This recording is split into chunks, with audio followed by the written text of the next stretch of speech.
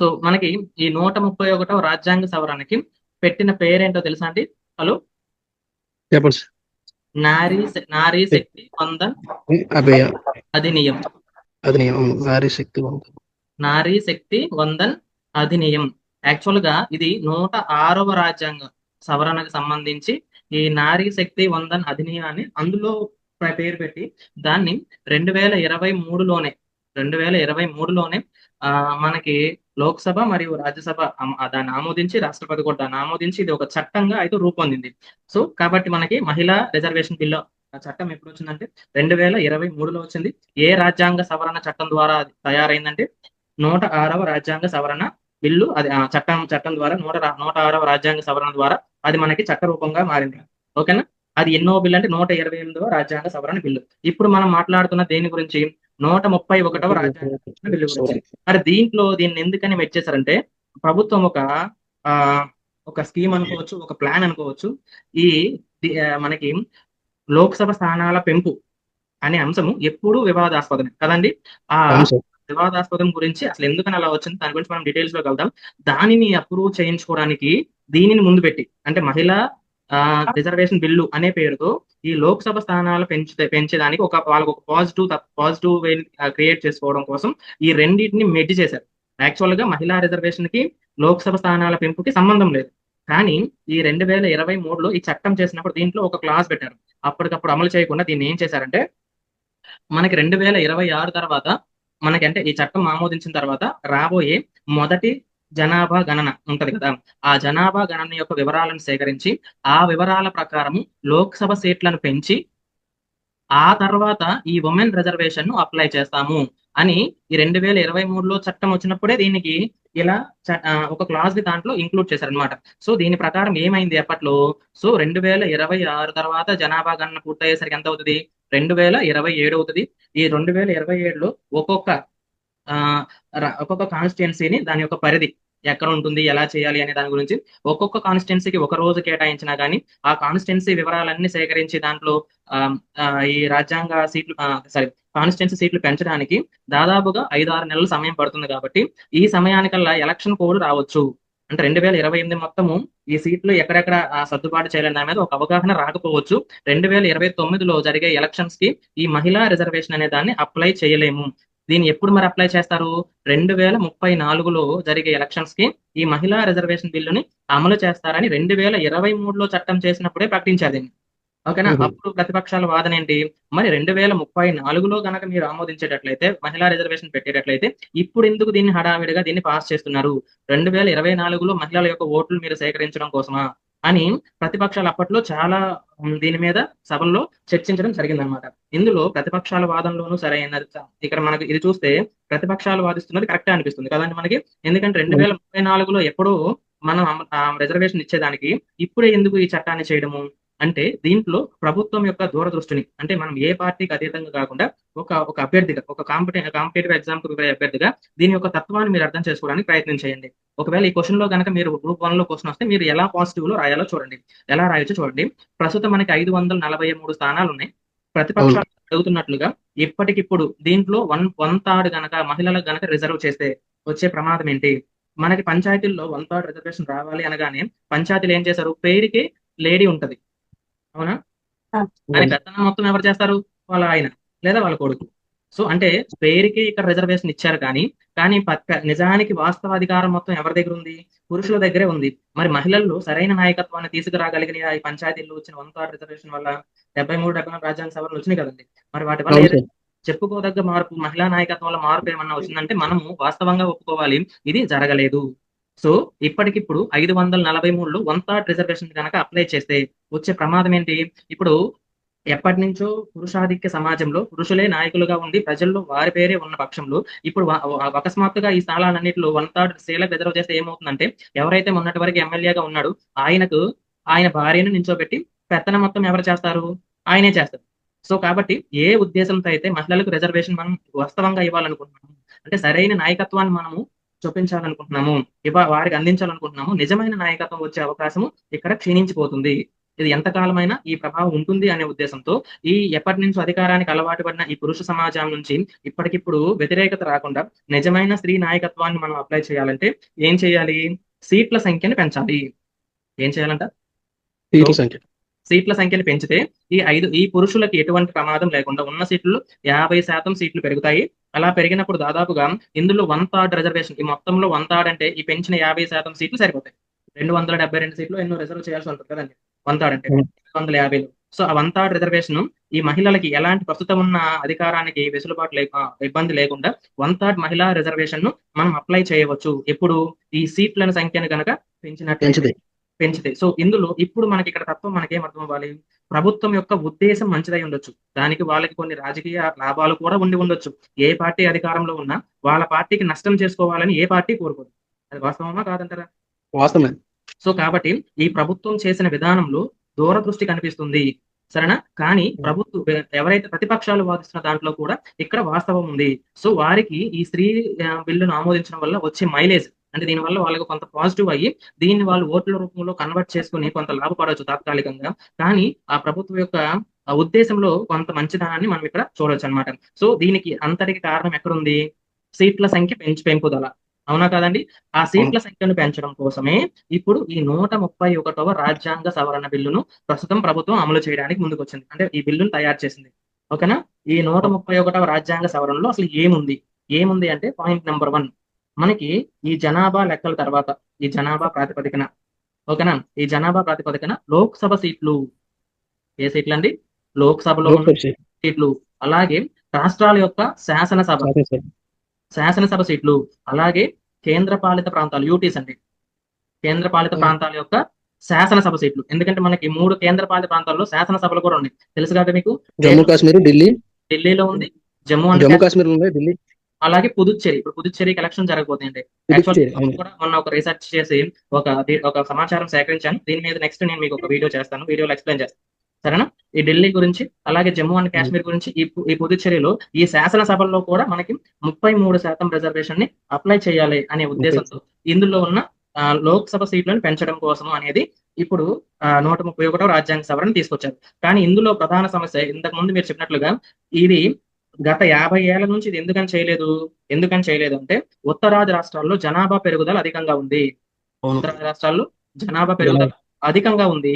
మన దక్షిణాది రాష్ట్రాల్లో జనాభా పెరుగుదల కుటుంబ నియంత్రణ పాటించడం, స్పష్టంగా అమలు చేయడం వలన మనకి జనాభా పెరుగుదల చాలా స్వల్పంగా ఉంది. జనాభా ఏం తగ్గలేదు, కానీ స్వల్పంగా పెరిగితే అక్కడ 2 రెట్లు 3 రెట్లు పెరిగిపోయింది జనాభా అంతకుముందు ఉన్న జనాభా కంటే. సో అలా ఇప్పుడు జనాభా ప్రాతిపదిక మీద కనుక మనం ఈ సీట్లను కనుక పెంచితే ఉత్తరాది రాష్ట్రాలకు ఎక్కువ సీట్లు, దక్షిణాది రాష్ట్రాలకు చాలా తక్కువ సీట్లు, లేదా సీట్లు పెరగచ్చు లేదా కొంచెం తగ్గే ప్రమాదం కూడా ఉందనే ఉద్దేశంతో దీనిని అప్పట్లో వాయిదా వేస్తూ వచ్చారు. గత 50 ఏళ్లుగా దీని యొక్క చరిత్ర మనం డీటెయిల్ గా చూద్దాం ఇంకా, సరేనా? కానీ ఒక 50 ఏళ్లుగా ఈ పెంచడం అనేది మనకి అమలు జరగలేదు. సో ఇప్పుడు ఈ విషయాన్ని తీసుకురాగానే ఈ ప్రభుత్వం ముందే ఊహించింది ఈ దక్షిణాది రాష్ట్రాలన్నీ చాలా వ్యతిరేకత చూపిస్తాయి, అలాగే అపోజిషన్ పార్టీస్ అన్ని కూడా. ఎందుకంటే జనరల్ గా ఒక పార్టీ అధికారంలో ఉందంటే ఏదన్నా తీసుకురాగానే మిగతా అపోజిషన్ ఏమవుతుంది? దాన్ని వ్యతిరేకిస్తుంది. అది మంచిదా చెడ్డా, దేశానికి మంచిగా చెడా, చర్చ ఏంటి, ఏం జరగదు. అవునా? అది వాళ్ళు తెచ్చారు కాబట్టి వీళ్ళు వద్దనాలి, అంతే. సో కాబట్టి అలాంటి చర్చ జరుగుతున్న ఉద్దేశంతో ఇక్కడ ఒక తెలుగుగా ప్రభుత్వం ఏం చేసిందంటే ఒక క్రిమినల్ ఐడియా అని చెప్పొచ్చు దీన్ని మనం. ఒక క్రిమినల్ ఐడియాగా ఏం చేసిందంటే ఈ సీట్ల సంఖ్యను పెంచడానికి కారణం ఏమని చెప్తున్నారు వీళ్ళు? ఈ ఉమెన్ రిజర్వేషన్ అప్లై చేయడం. ఏదైతే 2023లో మేము చట్టం చేశాం కదా, ఆ చట్టం ప్రకారం 2034 వరకు వాళ్ళకి అవకాశం లేదు రిజర్వేషన్ ఇవ్వడానికి. అందుకే మేము 2029లోనే అవకాశం ఇవ్వాలనే ఉద్దేశంతో ఈ హడావిడిగా ఈ చట్టాన్ని చేస్తున్నాము. సో కాబట్టి ఇక్కడ మీరు ఈ సీట్ల సంఖ్య పెంపుకి ఒప్పుకోండి, దాంట్లో ఆటోమేటిక్ గా ఈ స్త్రీలకు 33% సీట్లు కేటాయించడానికి కూడా ఇందులో ఇన్బుల్ట్ గా ఉంది. కాబట్టి ఈ ఉమెన్ రిజర్వేషన్ బిల్ అని దీనికి కూడా నారీ శక్తి వందన అధినియమం అని చెప్పి పెట్టారు, అధినియమం అని చెప్పేసి. సో ఇక్కడ వాళ్ళు ఒక పాజిటివ్, ఒక సింపతి కార్నర్ ని క్రియేట్ చేసుకోవడం కోసం ప్రస్తుతం ఉన్న యూనియన్ గవర్నమెంట్ ఇక్కడ ఒక క్రిమినల్ ఐడియా ఆలోచించి, అందుకని ప్రియాంక గాంధీ కూడా పార్లమెంట్ లో చెప్పింది చాణక్యుడితో పోల్చింది అమిత్ షాని. మీరు అనేది చాణక్యుడు తెలుగుతో దీన్ని పోల్చవచ్చు అని చెప్పేసి. నిజంగా అవునా? సో దీన్ని ముందు పెట్టుకుని ఒక సింపతిని క్రియేట్ చేసి స్త్రీలకు ఒక విధానం వ్యతిరేకించారనుకోండి సీట్ల పెంపుని, మీరు సీట్లు కేటాయించడానికి వ్యతిరేకిస్తున్నారా అని రివర్స్ కౌంటర్ ఇవ్వడానికి అనుకూలంగా ఉంటుందని ప్రభుత్వం దీన్ని ముందుకు తీసుకురావడం జరిగింది. ఒకవేళ అపోజిషన్ పార్టీస్ వ్యతిరేకించే 2023లోనే స్త్రీ యొక్క రిజర్వేషన్ వ్యతిరేకించే వాళ్ళు కదా, వాళ్ళందరూ ఒప్పుకున్నారు. కానీ ఇప్పుడు అవును. మళ్ళీ దానికి లింక్ చేయడం వల్ల ఈ సీట్ల పెంపుని ఒప్పించవచ్చు అనేది ఒక క్రిమినల్ ఐడియా అన్నమాట. సో ఎప్పుడైతే ఈ డ్రాఫ్ట్ బయటకు వచ్చిందో దక్షిణాది రాష్ట్రాలు వ్యతిరేకించడం మొదలుపెట్టినాయి. ఇందాక రాజేష్ చెప్పినట్లుగా, శేఖర్ చెప్పినట్లుగా, ఎవరైతే ఈ పినరాయి విజయన్ కేరళ యొక్క సీఎం, అలాగే స్టాలిన్ గాని, ఆ తర్వాత మనకి తెలంగాణ ముఖ్యమంత్రి గాని రేవంత్ రెడ్డి, సో వీళ్ళందరూ చాలా గట్టిగా అపోజ్ చేశారు అప్పట్లో. మనకి దక్షిణాది రాష్ట్రాలకి దీని వల్ల చాలా పెద్ద నష్టం రాబోతుంది అని అవును చెప్పి. సార్. కానీ ఇప్పుడు కేరళకి, తమిళనాడుకి ఎటు ఎలక్షన్స్ జరుగుతున్నాయి కాబట్టి, ఆ ఎలక్షన్ హడావిల్లో వాళ్ళు ఉన్నారు కాబట్టి ఇప్పుడు దీని మీద అంత వ్యతిరేకత రాకపోవచ్చు. కాబట్టి ఇప్పుడు సడన్ గా ఈ బిల్లు తీసుకొచ్చి ఇప్పుడు పెట్టినట్లుగా ఎవరికైనా అనిపిస్తుంది. అది నిజమా వాస్తవమా అని పక్కన పెడితే బయట నుంచి చూసే ప్రతి వాడికి అదే అనిపిస్తుంది. అవునా కాదండి? సో అవును సార్. దీని గురించి మనము ఇంతవరకు ఇప్పుడు దీని బ్యాక్గ్రౌండ్ మీకు అర్థమైంది అనుకుంటున్నాను. సో ఈ బిల్లులో అనుబంధంగా ఉన్న ఇంకొక 2 బిల్లుల గురించి కూడా మనం ప్రస్తావించుకోవాలి. ఇప్పుడు 131వ రాజ్యాంగ సవరణ గురించి మీకు అర్థమై ఉంటుంది. ఏంటి ఆ 131వ రాజ్యాంగ సవరణ చెప్తారా? సీట్ల పెంపు. సీట్ల పెంపు. అవును. అవునా? ఈ సీట్ల పెంపు దేనికోసము? మహిళా రిజర్వేషన్ ని అప్లై చేయడం కోసం. ఓకేనా? దీన్ని అవును సార్. ఇలా అప్లై చేయాలంటే ఏం చేయాలి? కాన్స్టిట్యూషన్ అమైండ్ చేయాలి, రాజ్యాంగాన్ని సవరించాలి. అందుకే గౌరవించాలి. అవును. దీన్ని 131 కాన్స్టిట్యూషన్ అమైండ్మెంట్ అమెండ్మెంట్ యాక్ట్ అన్నారు. బిల్ అన్నారు. ఓకే, దీని మీకు అర్థమైంది కదా? సో ఇప్పుడు అర్థమైంది. దీనికి అనుబంధంగా ఉన్న రెండో చట్టం చూడండి. రెండో చట్టం ఏంటి? Delimitation bill. డీలిమిటేషన్ బిల్ 2026 దీన్ని ఒకటి తీసుకొచ్చారు అనమాట. ఈ డీలిమిటేషన్ ఏం చేయొచ్చు? ఇక్కడ సీట్ల సంఖ్యని పెంచేటప్పుడు లిమిట్ అంటే తెలుసా అండి? హద్దు. అవునా? అవును. ఫర్ ఎగ్జాంపుల్ మనకి ఒక చిన్న పార్లమెంట్ స్థానం చెప్తాను నేను మీకు ఉదాహరణ కోసం. మాకు బాపట్ల అనే ఒక పార్లమెంట్ స్థానం ఉంటుందండి. అది వేమూరు కాన్స్టిట్యున్సీ నుంచి మొదలయ్యి కొల్లూరు దగ్గర నుంచి మొదలయ్యి అవును coastal sir. Kolluru. Area cover చేసుకుంటూ ఒంగోలు వరకు ఉంటుందండి. సంతనూతలపాడు అనే దాకా ఉంటుంది అనమాట. అప్పట్లో దీని అలా విడగొట్టారు. ఇప్పుడు వేమూరు, కొల్లూరు, ఆ తర్వాత రేపల్లె, చెరుకుపల్లి, తర్వాత నగరపాలక సంస్థలు అన్నమాట ఇవన్నీ, నిజాంపట్నం, ఆ తర్వాత మళ్ళీ బాపట్ల, చీరాల, సంతనూతలపాడు, ఒంగోలు, అంటే 2 జిల్లాల యొక్క బోర్డర్ మొత్తం కలిపి ఒకటే పార్లమెంట్ గా ఉంది. ఓకేనా? సో అవును. ఇప్పుడు వేమూరు వాళ్ళు దానికి హెడ్ క్వార్టర్ ఎక్కడ ఉంది? బాపట్లలో ఉంది. ఇప్పుడు సంతనూతలపాడు ఒంగోలు పార్లమెంట్ పక్కనే ఉంటుంది. దానికి వాళ్ళకి 10 కిలోమీటర్ల తేడా ఉంటుంది. కానీ సంతనూతలపాడు హెడ్ క్వార్టర్ ఎక్కడ ఉంది? బాపట్లలో ఉంది. వాళ్ళు 190 కిలోమీటర్లు రావాలి. దాదాపు 150 కిలోమీటర్లు రావాలి హెడ్ క్వార్టర్కి రావాలంటే. సో ఇలాంటి ప్రాబ్లమ్స్ కొన్ని పార్లమెంటరీ స్థానాల్లో ఉన్నాయి కాబట్టి అప్పట్లో ఏం చేశారంటే వీటి యొక్క హద్దుల్ని మార్చుకోవచ్చు. పార్లమెంటరీ స్థానాలు మార్చకూడదు. అంటే మన రాష్ట్రానికి ఎన్ని పార్లమెంట్ స్థానాలు ఉన్నాయి? 17 ఉన్నాయి కదండి. ఈ ఇప్పుడు 17 25 సార్. 25 ఉన్నాయి. తెలంగాణ 17 ఉన్నాయి. తెలంగాణ 17. 25 ఉన్నాయి కదా. ఈ అవును. 25 నెంబర్ మార్చకూడదు. కానీ దాని యొక్క ఏవైనా పరిపాలనా సౌలభ్యం కోసం హద్దుల్ని మార్చుకోవచ్చు అని అప్పట్లో ఒక కమిషన్ ఒకటి ఉందన్నమాట. ఓకేనా? ఒక ఒక డైలెక్ట్ ఉంది. అంటే దాని ఏమంటారు, ఒక క్లాజ్ ఉంది. ఓకేనా? సో దాని ప్రకారం ఈ లిమిటేషన్ చేయడానికి, అలాగే ఇక్కడ సీట్ల పెంపు ఉంది కదా, పెంచుకోవచ్చు అన్నాడు కదా. ఇప్పుడు మరి అవును. ఎక్కడెక్కడ పెంచాలి? ఏ సీట్లు పెంచాలి? ఇప్పుడు బాపట్ల అనే కాన్స్టిట్యున్సీని, అసెంబ్లీ కాన్స్టిట్యున్సీ ఎన్ని కాన్స్టిట్యున్సీస్ గా మార్చాలి? ఒకటిగా 2 చేసేయాలి. 2 చేయాలా, లేకపోతే ఒకటిగానే ఉంచాలి? ఒకవేళ ఒకటిగా చేస్తే ఏ ప్రాంతాలు దీని నుంచి తప్పించి వేరే వాటికి, ఇందాక చెప్పినట్లు సంతనూతల పాండు ఒంగోలు కలపొచ్చు ఇలా. ఓకేనా? అవును. ఇలాగ ఇది కలపాలని నిర్ణయించేది ఎవరంటే ఇక్కడ డీలిమిటేషన్ కమిటీ అని ఒకటి ఉంటుంది. రాజ్యాంగబద్ధ సంస్థ అన్నమాట ఇది. ఓకేనా? అవును. ఈ డీలిమిటేషన్ కమిషన్ ని ఏర్పాటు చేయండి. అలా ఏర్పాటు చేసి ఈ పెరిగిన సీట్లు ఏవైతే ఉన్నాయో ఎక్కడెక్కడ పెంచాలి, ఎన్ని పెంచాలి అని దీనికి ఎవరు నిర్ణయం తీసుకుంటారు? ఈ డీలిమిటేషన్ కమిషన్ వాళ్ళు నిర్ణయం తీసుకుంటారు అనమాట. అది దానికి అనుబంధంగా ఉన్న బిల్ ఏంటి? Delimitation bill 2026. 26. ఇప్పుడు ఇది వర్కౌట్ అయితేనే ఇది వర్కౌట్ అవుతుంది. ఎందుకని? సీట్ల సంఖ్య పెరిగితేనే డీలిమిటేషన్ ఉంటుంది, అవును. పెరగకపోతే లేదు. అవునా? ఇప్పుడు ఇది వీగిపోయింది కాబట్టి ఆటోమేటిక్ గా దీన్ని ఏం చేయాలి? డ్రాప్ చేయాలి. అవునా కదా? అవును. హలో, నెక్స్ట్ అవును సార్. మూడో అంశం ఏంటి? కేంద్ర పాలిత ప్రాంతాలు ఉన్నాయి కదా, యూటీస్. అవును. కేంద్ర పాలిత ప్రాంతాల్లో వాటికి కూడా చట్టాలను సవరించాలి. ఎందుకని? ఉమెన్ రిజర్వేషన్ అప్లై చేయాలి కదా, దాంట్లో ఒక 33%. సో అవును. ఆ కేంద్ర పాలిత ప్రాంతాలు కొత్తగా జమ్మూ అండ్ కాశ్మీర్ వచ్చినాయి. అలాగే పుదుచ్చేరి గాని, ఢిల్లీ గాని, ఇలాంటి వాటిలో ఉమెన్ రిజర్వేషన్ అప్లై చేయడానికి అక్కడ యూటీస్ లో పర్మిషన్ లేదు. సో కాబట్టి వాటిని కూడా ఇప్పుడు అమెండ్ చేయాలి.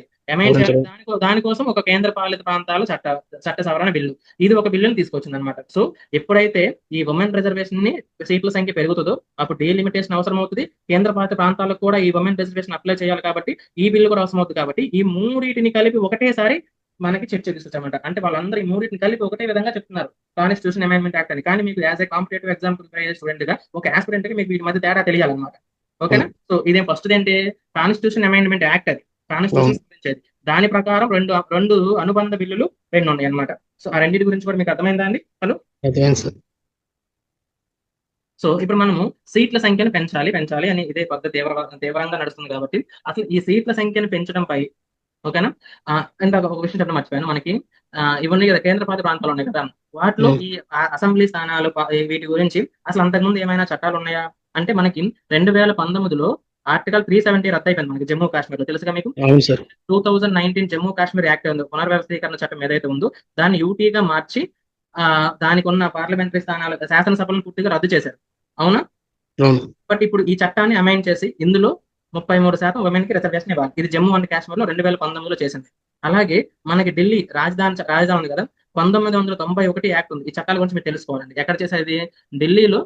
ఢిల్లీ శాసనసభకి ఎన్నికలు ఎలా చేయాలి, దాంట్లో ఏ స్థానాలు ఎస్సీకి రిజర్వ్ చేయాలి అని అక్కడ నిర్ణయించారు అనమాట. ఇప్పుడు ఈ 1991 యాక్ట్ కూడా ఇప్పుడు ఏం చేయాలి? అమైండ్ చేయాలి.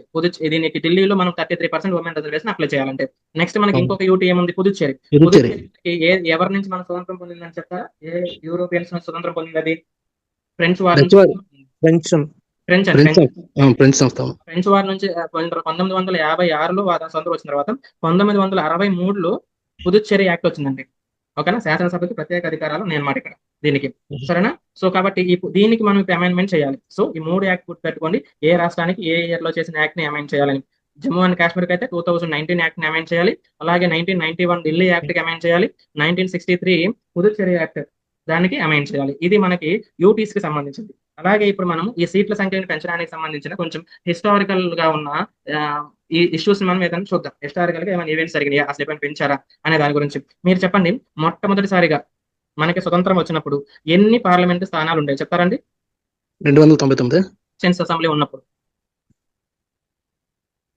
ఎవరైనా చెప్తారా? హలో.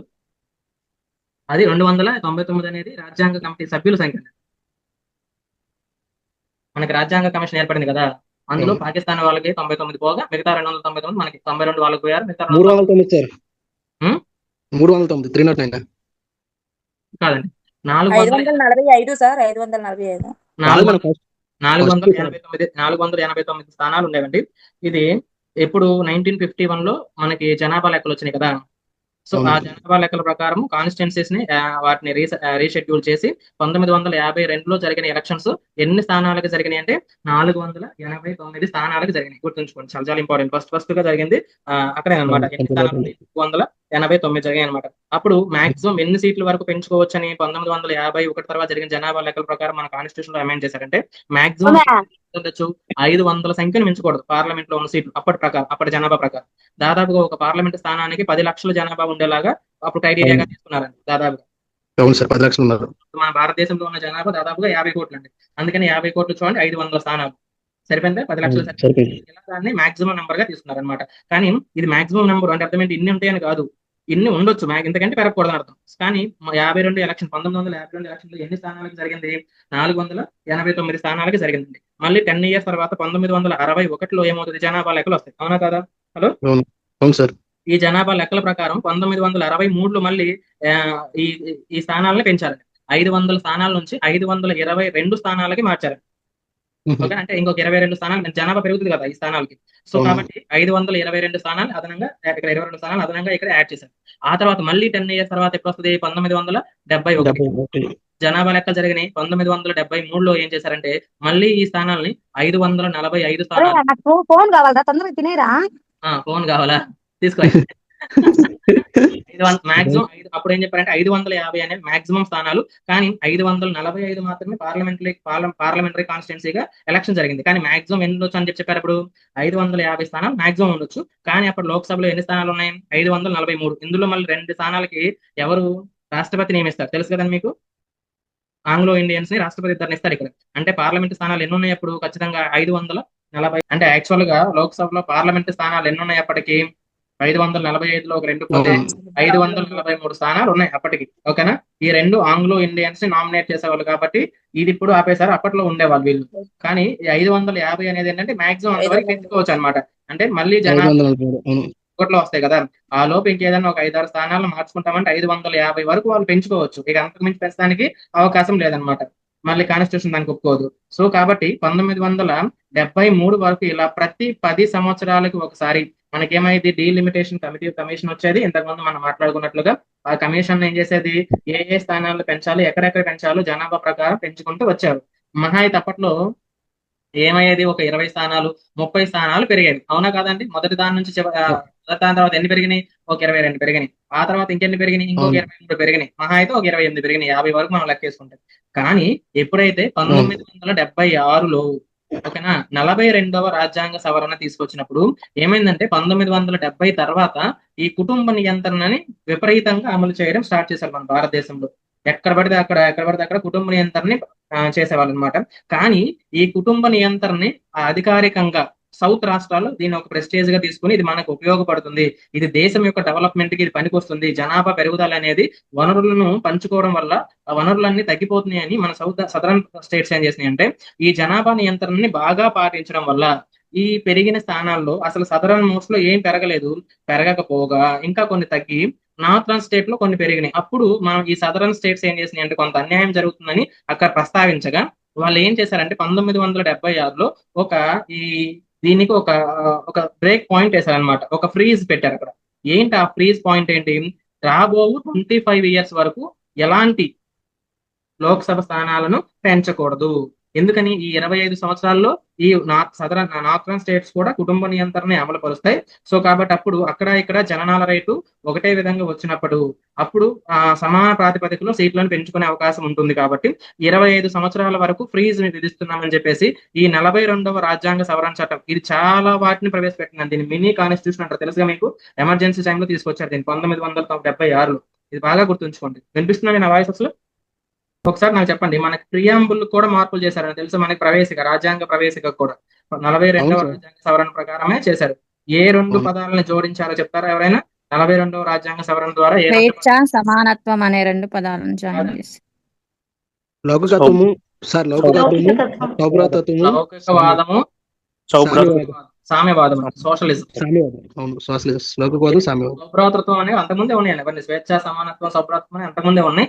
ఇప్పుడు లౌకికవాదము అండ్ సామ్యవాదం ఈ రెండు అవును పదాలని మనకి ప్రియాంబుల్లో చేర్చారండి 42వ రాజ్యాంగ సవరణ ద్వారా. గుర్తుంచుకోండి. ఇప్పుడు 25 సంవత్సరాల తర్వాత ఫ్రీజ్ పెట్టారు కదా. 1976లో 25 సంవత్సరాల ఫ్రీజ్ అంటే ఎప్పుడు పూర్తవుతుందో చెప్తారా? 76లో 20 సంవత్సరాల ఫ్రీజ్ అయిపోయింది. 2001కి మళ్ళీ ఆ 25 సంవత్సరాల గడువు పూర్తయింది. ఇప్పుడు ఆ సమస్య ఇంతకు ముందు 1976లో ఏ సమస్య వచ్చినాయి? నార్థరన్ స్టేట్స్ కొంచెము ఎక్కువగా జనాభా వృద్ధిని పాటించలేదు. జనాభా వృద్ధి జరిగింది, సదరన్ స్టేట్ లో అంతగా జరగలేదు కాబట్టి కొంచెం లోపం ఉంది అని చెప్పేసి. అవునా? ఈ 2001 వచ్చేసరికి అవును. నార్థరన్ స్టేట్స్ లో ఇంకా విపరీతంగా జనాభా పెరిగిపోయింది. సదరన్ స్టేట్స్ లో అంత మొత్తంలో జనాభా పెరగలేదు. ఇంకా ఈ వ్యత్యాసము 1976తో పోల్చినప్పటికీ అది దాదాపుగా రెట్టింపు అయింది ఆ వ్యత్యాసం. సో అప్పుడు ఏ సమస్య ఉందో 2001లో కూడా అదే సమస్య ఉండడంతో మళ్ళీ సదరన్ స్టేట్స్ ఏం చేసినాయి? మళ్ళీ అప్పుడు పార్లమెంట్ లో వాళ్ళు వ్యతిరేకించినాయి అనమాట. ఇప్పుడు ఈ డీలిమిటేషన్ కనుక ఇప్పుడు చేస్తే ఏమవుతుంది? మళ్ళీ మేము ఇంకా తీవ్రంగా నష్టపోతాం. ఏ కారణంతో అయితే 1976లో డీలిమిటేషన్ చేయకుండా ఆపారో, ఈ సీట్ల సంఖ్యను పెంచకుండా ఆపారో, ఇప్పుడు కనుక చేస్తే ఆ నష్టం అనేది డబల్ అవుతుంది, రెట్టింపు అవుతుంది. సో కాబట్టి మేము దీన్ని వ్యతిరేకిస్తున్నామని చెప్పేసి వాళ్ళు ఉద్యమాలు చేయడము. అప్పటికి వాజ్పేయి గవర్నమెంట్ అంత మెజారిటీ మెజార్టీతో లేదు. సో కాబట్టి వాళ్ళు ఏం చేశారంటే దీన్ని ఇంకొక 25 ఇయర్స్ ని పోస్ట్ పోన్ చేశారు. మళ్ళీ ఫ్రీజ్ పెట్టారు అనమాట. సరేనా? అంటే 2001 నుంచి 25 ఇయర్స్ ఏమైంది అంటే 25 సంవత్సరాల్లో ఈ జనాభా పెరుగుదలలో సమానత్వం సాధించాలి సదరన్ స్టేట్స్, నార్థరన్ స్టేట్స్ రెండు. సో కాబట్టి ఇంకొక 25 ఇయర్స్ ఫ్రీజ్ చేస్తున్నామని చెప్పి అప్పట్లో ప్రకటించారు. ఇది ఇంతకు ముందు మనం ఎప్పుడో 42వ రాజ్యాంగ సవరణ అనుకున్నాం కదండి. హలో, చూడడం కోసం చెప్తున్నా. ఇది 84వ రాజ్యాంగ సవరణ, కరెక్ట్ గా డబుల్. అవును సార్. గుర్తుంచుకోండి. 84వ రాజ్యాంగ సవరణ ఎప్పుడు వచ్చిందండి? 2001లో. దీని ప్రకారం ఏం చేశారు? మళ్ళీ ఒక 20 సంవత్సరాల వరకు మళ్ళీ జనగణన వచ్చినంత వరకు జనాభా సీట్లు పెంచకూడదని. అవునా? కానీ ఈ డీలిమిటేషన్ చేసుకోవచ్చు. డీలిమిటేషన్ అంటే అప్పటికి ఏ సమస్య. ఇంకోటి ఏమొచ్చింది? పార్లమెంట్ లో కొన్ని పార్లమెంట్, ఫర్ ఎగ్జాంపుల్ మనకి తెలంగాణ చెప్తున్నాను సార్ ఉదాహరణగా. ఇప్పుడు చూడండి, మల్కాజ్గిరి అనే ఒక కాన్స్టిట్యున్సీ ఉందండి. అక్కడ దాదాపు పార్లమెంట్ స్థానానికి 40 లక్షల మంది జనాభా ఉన్నారు. కానీ ఇంకొక పార్లమెంట్ లో 15 లక్షల మంది జనాభా ఉన్నారు. ఇప్పుడు ఈ ఎంపీ ఏం చేయాలి? 40 లక్షల మంది సమస్యలను ప్రస్తావించాలి. ఇక్కడ చూసినప్పుడు ఏమవుతుంది? 15 లక్షలు. అంటే ఈ ఎంపీకి వర్క్ లోడ్ ఎక్కువైపోతుందా లేదా? ఇప్పుడు ప్రజలకు న్యాయం జరగనట్లే కదా ఆటోమేటిక్ గా. ఇక్కడ ఏమన్నా 15 లక్షలు, ఇక్కడ 40 లక్షలు, అంటే దాదాపుగా 3 రెట్లు ఎక్కువగా ఉన్నారు ఇక్కడ. అలాంటి స్థానాలు లేదా కొన్ని అంతకుముందు మీకు మనకి భద్రాచలం రాష్ట్రం విడిపోక ముందు ఖమ్మం కాన్స్టిట్యున్సీ చూడండి, మనకి ఎంత ఉండేది? భద్రాచలం దగ్గర నుంచి ఆదిలాబాద్ దాకా ఉండేది. సో ఇది మొత్తం ఒకటే కాన్స్టిట్యున్సీ అయ్యేదండి అప్పుడు. అలాగే ఇప్పుడు చూడండి, మన్యం పార్వతీపురం చూడండి, మన్యం జిల్లా ఎలా ఉంది? ఆ పాడేరు మొత్తం ఒకటే కాన్స్టిట్యున్సీ. ఎంత పెద్ద అయిందని కాన్స్టిట్యున్సీ, అది పార్లమెంటరీ కాన్స్టిట్యున్సీ. అవును సార్, మాకు చివరి విజయనగరం నుంచి అవతల మన్యం భారతపురం ఎస్కోట మొత్తం ఒక చాలా చాలా వరకు సార్ సో ఇలాంటి కొన్ని స్థానాలను ఏం చేసుకోవచ్చు అని చెప్పింది, డీలిమిటేషన్. జనాభా ఎక్కువగా ఉన్న చోట కొన్ని ప్రాంతాలని పక్కన ఉన్న వాటికి కలుపుకొని డీలిమిటేషన్ చేసుకోండి. కానీ సీట్ల సంఖ్య పెంచుకోవడానికి వీల్లేదు. ఏ రాష్ట్రంలో ఎన్ని సీట్లు ఉన్నాయో అన్నే ఉండాలి. తెలంగాణలో 17 ఉండాలి, ఆంధ్రాలో 25 ఉండాలి. అప్పటికి ఈ రెండు కలిసే ఉండేది, 40 ఉన్నాయి మొత్తం మనకి. ఉత్తరప్రదేశ్ లో 40 ఉండేవి, 80 ఉండాలి. ఏ సంఖ్య అలాగే ఉండాలి, కానీ డీలిమిటేషన్ చేసుకోవచ్చు అని చెప్పింది. కానీ ఇక్కడే ఒక తిరకాసు పడింది అనమాట. ఏ జనాభా లెక్కల ప్రకారం చేయాలి, సో అది ఇక్కడ ప్రస్తావించలేదు. అందుకని మళ్ళీ 2003లో ఒక కాన్స్టిట్యూషన్ అమెండ్మెంట్ తీసుకొచ్చారు. ఏంటి ఆ కాన్స్టిట్యూషన్ అమెండ్మెంట్? 2001లో జనాభా గణించారు కాబట్టి, ఓకేనా, ఆ జనాభా లెక్కలు అప్పుడు 2003లో అమల్లోకి వచ్చినాయి కాబట్టి దీని ప్రకారం, అంటే రీసెంట్ గా ఉన్న జనాభా ప్రకారం మీరు ఈ డీలిమిటేషన్ చేయండి అని 87వ రాజ్యాంగ సవరణ తీసుకొచ్చారు. మీకు డిఫరెన్సెస్ 84వ రాజ్యాంగ సవరణకి 87వ రాజ్యాంగ సవరణకి ఏంటో డిఫరెన్సెస్ చెప్తారండి?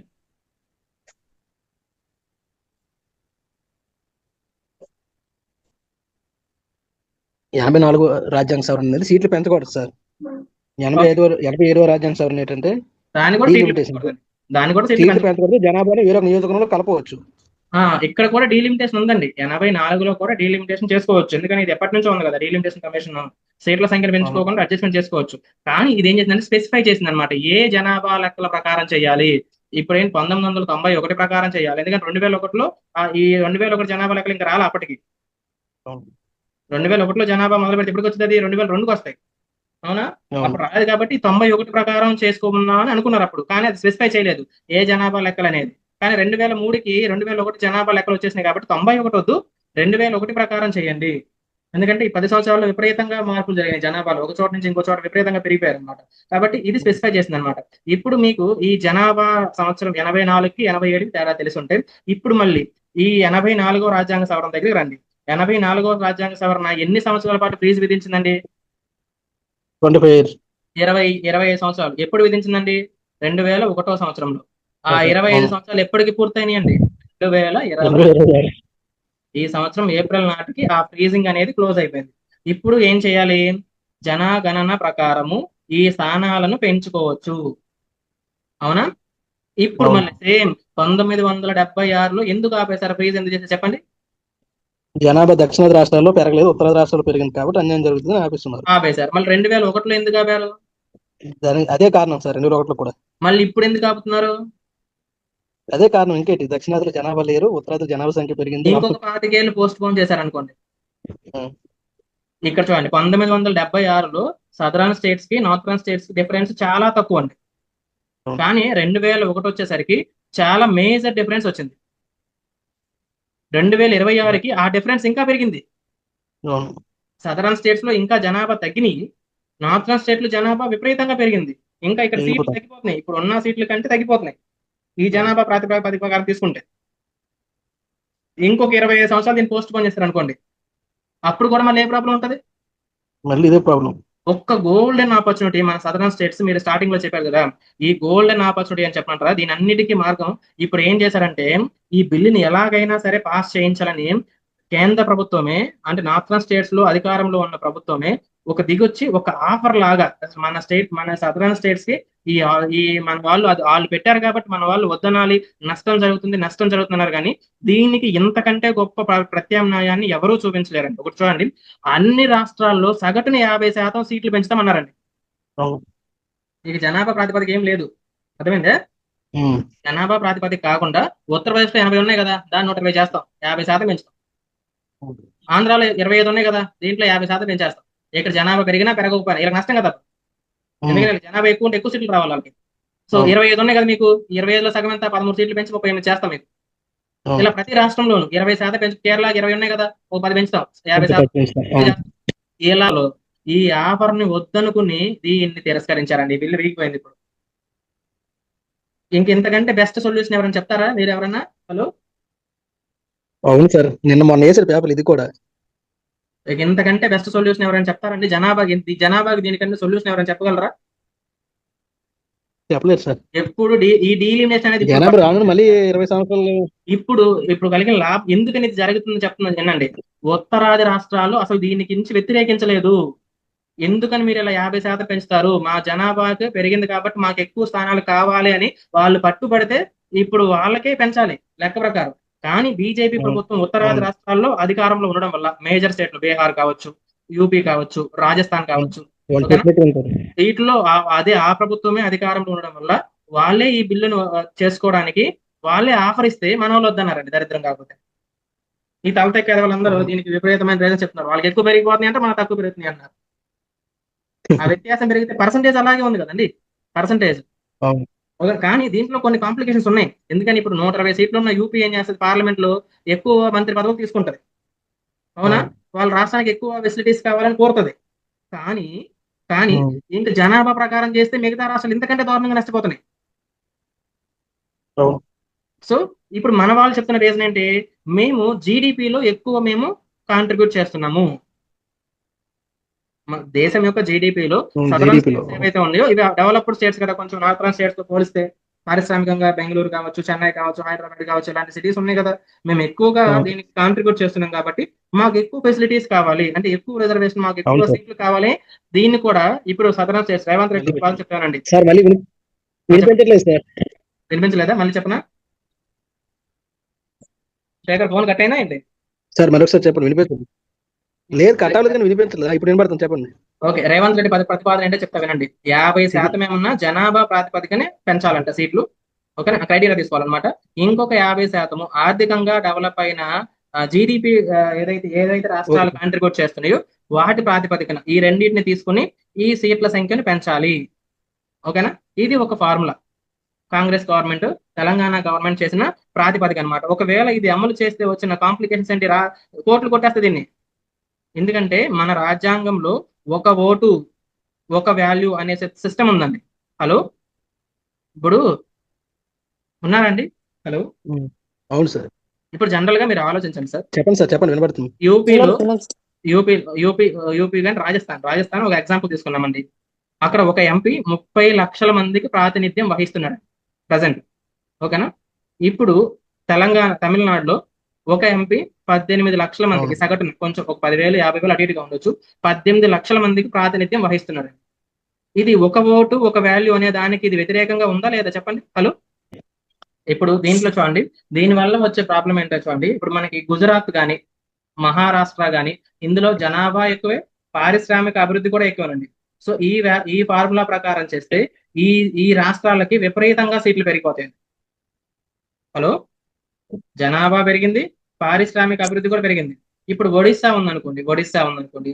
ఒడిశా రాష్ట్రం, దీంట్లో జనాభా తక్కువే, పెరుగుదల, పారిశ్రామిక అభివృద్ధి తక్కువే. ఇప్పుడు ఈ లెక్క ప్రకారం చూస్తే ఒడిశాకి అసలు పెరుగుతాయండి సీట్లు, విపరీతంగా తగ్గిపోతాయి. ఇప్పుడు వెనకబడిన రాష్ట్రాలకి నష్టం కలుగుతుందా లేదా అండి, హలో. నష్టమే కలుగుతుంది, నష్టమే కలుగుతుంది సార్. మేము జీడిపిలో కాంట్రిబ్యూట్ చేస్తున్నాం కాబట్టి మాకు సీట్లు పెరగాలి అని వీళ్ళు వితండవాదం చేయడం తప్పితే, ఈ జీడిపి ప్రకారం చేస్తే ఏవైతే ఆర్థికంగా వెనకబడి ఉన్న రాష్ట్రాలు ఉన్నాయో వాటికి విపరీతమైన నష్టం కలుగుతుంది, వాటికి ఉన్న కొద్దిపాటి ప్రాతినిధ్యం కూడా తగ్గిపోతుంది. 4 సదరన్ స్టేట్స్ లాభం చేకూర్చడం కోసం ఒక 10 పైగా మిగతా రాష్ట్రాలకి నష్టం చేకూరుతుంది. అది కరెక్ట్ అయిన ప్లాన్ అంటారా? అలా అని మన సదరన్ స్టేట్స్ మరి మనం నష్టపోవడం కూడా అంత మంచిది కాదు కదా. ఇప్పటికే మనకి పార్లమెంట్ లో ప్రాతినిధ్యం చాలా తక్కువగా ఉందని భావిస్తున్నారు, ఇప్పుడు దీనివల్ల ఇంకా ప్రాతినిధ్యం తగ్గిపోతుంది కదా.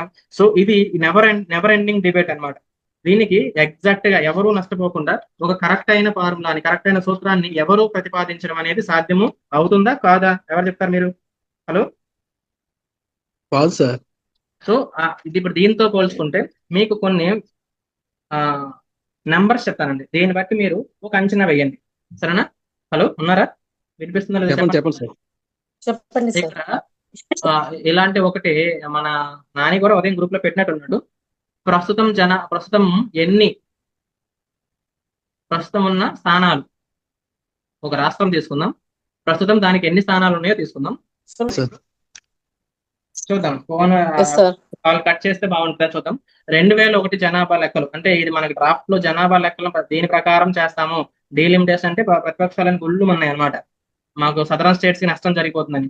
దాని ప్రకారం చేస్తే ఎన్ని స్థానాలు అవుతాయి, లేదు 2000 ప్రస్తుతం ఇది వీగిపోయింది కదండి, వీగిపోయి 2026లో ఇందాక మీరు చెప్తున్నారు కదా, ఈ జనాభా లెక్కలు వచ్చిన తర్వాతే చేయండి మాకు డీలిమిటేషన్ అనే దాన్ని ప్రతిపక్షాలు అడిగినాయి, అందుకే వీగిపోయిందని చెప్పి చెప్తున్నారు కదా. 2026లో ఉన్న స్థానాల గురించి చూద్దామండి.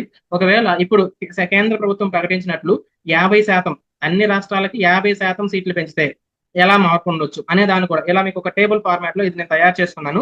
ఇది నేను మీకు చూపిస్తాను. ఓకేనా? Hello, okay sir. కొన్ని ఎగ్జాంపుల్స్ చూద్దామని మనం. యూపీని ఉదాహరణగా తీసుకుంటున్నాను నేను. యూపీలో ప్రస్తుతం ఉన్న స్థానాలు ఎన్ని ఉన్నాయండి? 80 స్థానాలు ఉన్నాయండి. ఓకేనా?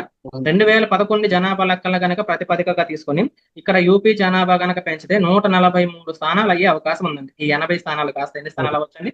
143. ఓ, అలాగే 2026 గనక ఈ జనాభా ప్రకారం గనక తీసుకుంటే 153 స్థానాలు అవ్వచ్చండి. ఇంకా పెరిగింది జనాభా యూపీలో. ఓ, 153 స్థానాలు అవుతున్నాయండి. ఓకేనా? వీటిని పర్సంటేజ్ కట్టి చూసానండి నేను. యూపీ అనేది అప్పుడు ఉన్న 545 స్థానాల్లో ఈ 80 స్థానాలు ఎంత శాతం సార్ అంటే 14.73% అండి. అంటే ప్రతి 100 మందిలో 14.73 అంటే సుమారు 15 మంది యూపీకి చెందిన ప్రతి 100 మందిలో యూపీకి చెందిన ఎంపీలు 15 మంది ఉంటున్నారండి. అర్థమైంది కదా మీకు పర్సంటేజ్ అంటే? హలో, అర్థమైంది సార్. ఇక్కడ చూసానండి 2026లో ఎంత శాతం ఉంటున్నారు అని చెప్పేసి. ఎంత శాతం అని చూస్తే 18% ఉంటున్నారండి. అంటే ప్రతి 100 మందిలో 18 మంది యూపీ వాళ్ళు ఉంటున్నారు.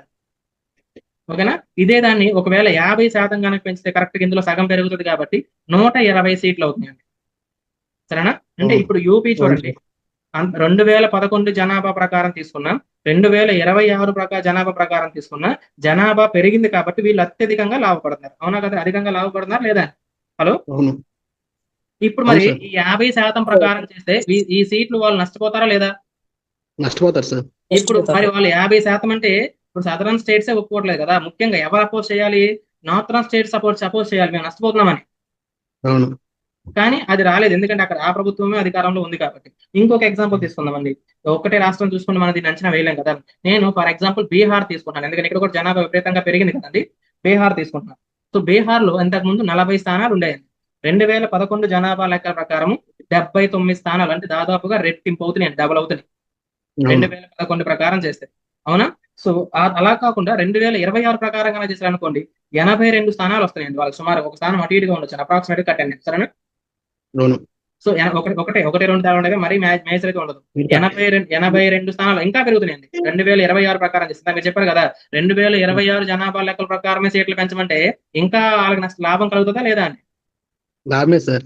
ఇప్పుడు 50% ప్రకారం చేస్తే వాళ్ళ సీట్లు 63 ఉంటాయండి. 60 వచ్చాయి. అవును. వాళ్ళు ఇప్పుడు మళ్ళీ ధర్నా చేయాలి, నాకు 22 సీట్లు కావాలి. వస్తాయండి. అందులో 40లో సగం 20 కాబట్టి. ఉమ్. ఓకేనా? ఇంకొకటి జనాభా బాగా పెరిగిన ఇంకొక రాష్ట్రాన్ని తీసుకుందాం. రాజస్థాన్ తీసుకుంటున్నాం. రాజస్థాన్ లో ప్రస్తుతం మన ఏపీలో ఉన్నట్లు కానీ 25 స్థానాలు ఉన్నాయి. 2011 లెక్కల ప్రకారం తీసుకుంటే 20 కాస్త 50 అవుతున్నాయి. అవును. ఓకేనా? ఈ 2026 ప్రకారం తీసుకుంటే 53 స్థానాలు అవుతున్నాయి. విపరీతంగా పెరుగుతుంది. ఇక్కడికి ఎంత ఎంత ఎంత పెరుగుదల ఉందో తెలుసా? ఈ పర్సంటేజ్ క్యాలిక్యులేట్ చేస్తే 112% పెరిగాయండి సీట్లు. అంటే డబుల్ అయినాయి, డబుల్ కంటే కూడా ఎక్కువ. ఓకేనా? అదే మీరు 50% ప్రకారం తీసుకుంటే ఎంత పెరుగుతుంది? 50% పెరుగుతుంది. చూసారా? 13 సీట్లు పెరిగితే 38 వస్తాయి మన ఏపీ. మరి ఇప్పుడు 53 అవ్వాల్సిన సీట్లు 38 కదా వీళ్ళకి అవుతుంది. వీళ్ళకి నష్టం కలిగట్లే కదా. ఇప్పుడు మన సదరన్ స్టేట్స్ గురించి చూద్దాం. మనం సదరన్ స్టేట్స్ గురించి. ఓకేనా? ముందు మన ఏపీ చూద్దాం. ఏపీలో ఇప్పుడు ఎన్ని ఉన్నాయండి? 25 ఉన్నాయి. 2011 జనాభా లెక్క ప్రకారం చేస్తే ఆ సీట్లు మనకి ఎన్ని అవుతాయండి? 38 అవుతున్నాయి. ఓకేనా? తర్వాత 2026 ప్రకారం చేస్తే ఎన్ని అవుతున్నాయండి? 35 అవుతుంది. తగ్గిపోతుందండి. తర్వాత 50% అంటే 38 అవుతుంది. అంటే మనకి జనాభా పెరుగుదల కానీ 50%, మన జనాభా పెరిగింది 50%, మనకి ఒకవేళ సీట్లు కూడా పెరిగేది 50%. కానీ మనకి చూసుకుంటే ఈ రెండు పద్ధతుల్లో ఏది చేసినా మన రాష్ట్రానికి పెరిగే సీట్లు ఇక్కడ తక్కువే. కానీ వీళ్ళ పర్సంటేజ్ పెరిగిపోయి వాళ్ళ యొక్క ఇంపార్టెన్స్ పార్లమెంట్ లో బాగా పెరిగిపోతుంది. చూడండి, ఇప్పుడు చూడండి, యూపీలో 143 సీట్లు ఉన్నాయి, ఏపీలో 38 సీట్లు ఉన్నాయి. ఇప్పుడు ప్రిఫరెన్స్ యూనియన్ గవర్నమెంట్ యూపీకి ఇస్తుందా ఏపీకి ఇస్తుందా అండి? యూపీకి ఇస్తుంది. ఎందుకంటే దాదాపు దీనికంటే 3 రెట్లు ఎక్కువ. అవునా? ఇప్పుడు యూపీకి 120 సీట్లు ఉన్నాయి, ఇప్పుడు 38 సీట్లు ఉన్నాయి అనుకోండి.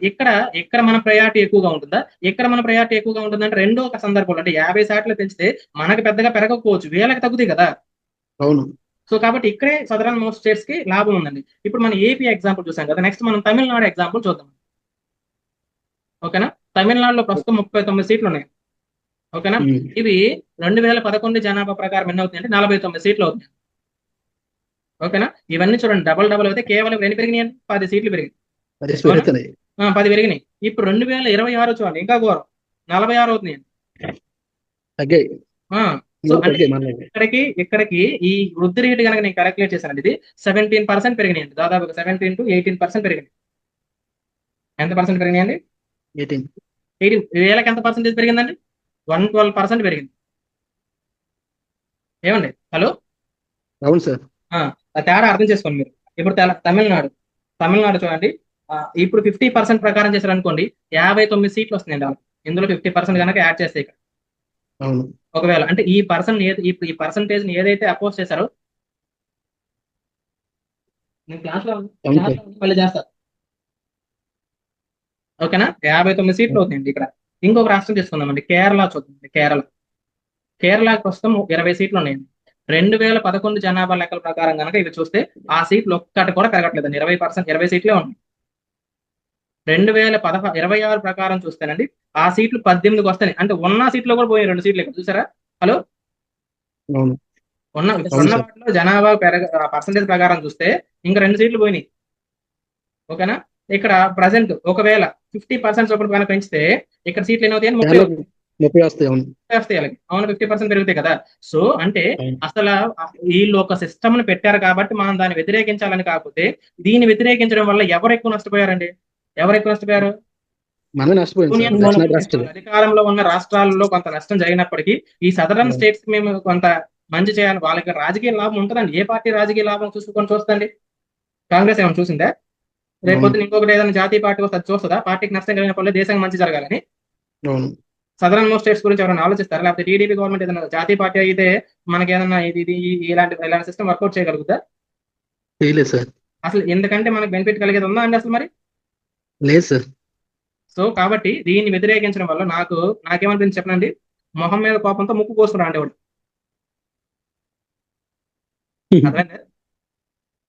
అర్థమైంది. మొహం మీద కోపంతో ఏం చేశాడంటండి?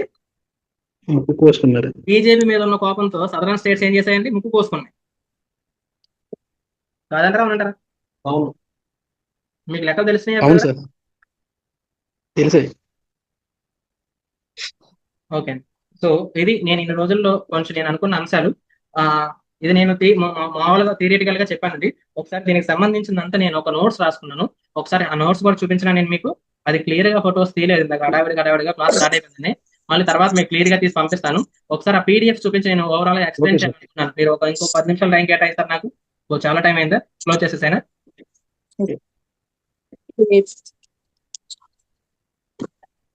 మీకు లేట్ అయిపోతుందా? మీకు లేట్ అవుతుందంటే నేను క్లోజ్ చేస్తాను. ఇంకో 10 నిమిషాలు కనుక కేటాయిస్తే మరొకసారి ఎక్స్ప్లెయిన్ సార్. చెప్పండి సార్. చెప్పను. ఓకే, ఒకసారి చూడండి. నేను దీంట్లో కొంత ఈ సీక్వెన్స్ మీకు చదవాలని కదండి.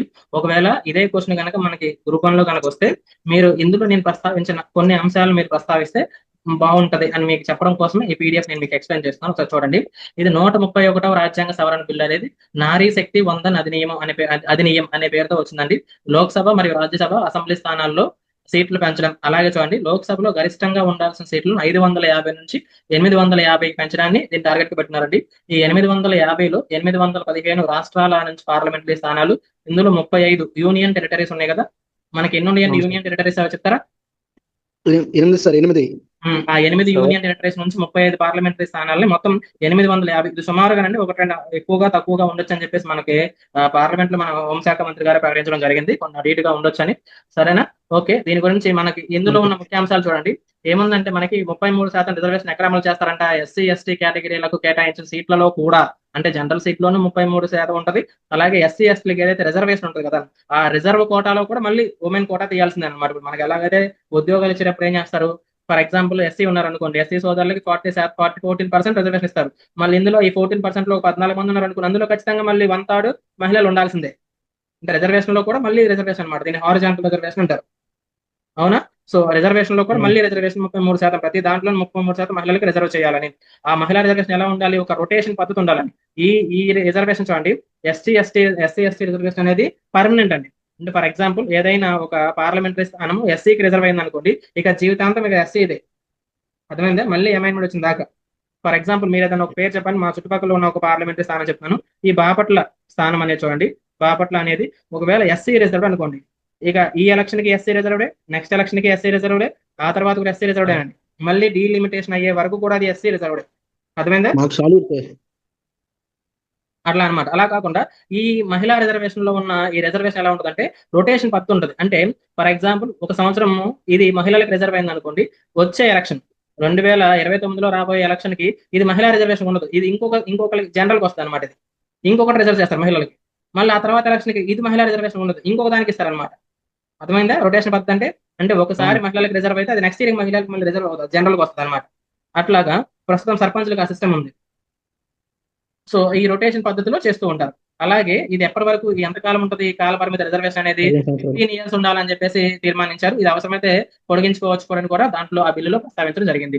ఇది 131వ రాజ్యాంగ సవరణ. పొడిగిస్తారు లేదా తర్వాత అండి. ఈ పురుషుల అహంకారం పెరిగింది అనుకోండి, మహిళలు వచ్చి ఎక్కువ సీట్లు తీసుకుంటారని అప్పుడు తీసేయచ్చు అని చెప్పలేము. ఓకేనా?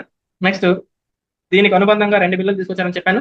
ఒకటి డీలిమిటేషన్ అంటే సరిహద్దులు నిర్ణయించడం, కానీ ఏ నియోజకవర్గంలో ఏ స్థానాలు, ఓకేనా, నియోజకవర్గాల వారీగా పునర్విభజన చేయాలి, అందులో వాటిలో మరి ఏ ఏ స్థానాలను మరి రిజర్వ్ చేయాలి, ఉమెన్ కి ఏది రిజర్వ్ చేయాలి, ఎస్సీ ఎస్టీకి ఏది రిజర్వ్ చేయాలని అలా చేయడానికి ఏం చేస్తారండి, ఒక డీలిమిటేషన్ కమిషన్ ఒకటి ఏర్పాటు చేస్తారనమాట. ఆ కమిషన్ లో 3 సభ్యులు ఉంటారండి. వేరే చోట రాశాను, అక్కడ వివరిస్తాను సరేనా. మనకి సుప్రీంకోర్టు రిటైర్డ్ జడ్జి అని, మనకి చీఫ్ ఎలక్షన్ కమిషనర్ అని, ఆ తర్వాత మనకి స్టేట్ లో చీఫ్ ఎలక్షన్ కమిషనర్ అని, ఇలా 3 అందులో మెంబర్స్ గా ఉంచారు. దాంతో పాటు ఒక 10 మందిని 12 మంది అని చెప్పేసి పార్లమెంట్ లో ప్రస్తావించారు. 12 మందిని సహాయకులుగా ఉంటారని చెప్పేసి దాని గురించి 10 మంది అని మనకి నేను గూగుల్లో సెర్చ్ చేస్తే 10 మంది అని చూపిస్తుంది. ఏదనేది ఒకసారి కన్ఫర్మ్ చేయాల్సింది, దాని గురించి మళ్ళీ ఇప్పుడు మాట్లాడదాం. అలాగే ఇంకొక అనుబంధ చట్టం ఏం చెప్పారు ఇక్కడ, కేంద్ర పాలిత ప్రాంతాలు అంటే వీటిని సవరించాలి. ఏమేమి సవరించాలి కేంద్ర పాలిత ప్రాంతాల్లో? పుదుచ్చేరి ఒకటి, ఢిల్లీ ఒకటి, తర్వాత జమ్మూ కాశ్మీర్. ఓకేనా. పుదుచ్చేరి 1963 చట్టం, ఢిల్లీలో 1991 చట్టం, అలాగే జమ్మూ అండ్ కాశ్మీర్ లో 2019 పునర్వ్యవస్థీకరణ చట్టం. ఈ చట్టాల ప్రకారం మహిళలకి 33% కోటా అనేది రిజర్వ్ చేయవలసి ఉంది. అదొక బిల్లు. ఇట్లా మొత్తం దానికి అనుబంధంగా 2 బిల్లులు ప్రవేశపెట్టారన్నమాట. ఇప్పుడు ఈ సీట్లను పెంచే పద్ధతి ఎలా ఉంటుంది? ప్రస్తుతం లోక్సభలోని సీట్ల సంఖ్య ఎలా పెంచుతారండి? జనాభా పెరుగుదలకు, మనకి ఫస్ట్ నుంచి ఫాలో అవుతున్న సిస్టమ్ అనమాట ఇది. జనాభా పెరుగుదలకు అనుగుణంగా పెంచాలి. మొదటి నుంచి కూడా అలాగే పెంచుతున్నారు. దీనిని డీలిమిటేషన్ ప్రక్రియ ద్వారా చేస్తారు. అంటే నియోజకవర్గాల పునర్విభజన. అంటే ఒక నియోజకవర్గాన్ని 2గా విభజించవచ్చు, లేదా 3గా విభజించవచ్చు, లేదా ఒకదాన్ని ఉంచి అందులో కొంత భాగాన్ని ఒకదానికి, కొంత భాగాన్ని ఇంకో దానికి యాడ్ చేయొచ్చు. ఓకేనా?